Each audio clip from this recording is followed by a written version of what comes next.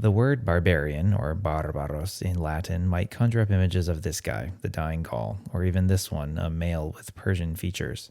To the civilizations of Greece and Rome, a barbarian was crude, uncivilized, maybe even a beer drinker, as opposed to wine, who spoke a different language.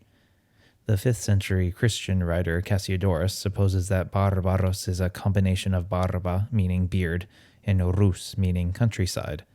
To him, a barbarian was a bearded dweller of the country, which happened to be where the last holdouts of Roman paganism lived.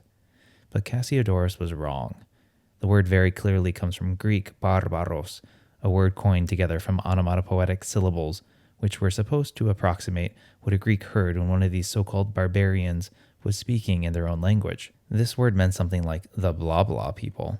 Oh, and for the Greeks, this applied to all non-Greek speakers. Even the Latin-speaking Romans were barbarians to the Greeks. That is, until these Romans conquered them and altered the definition.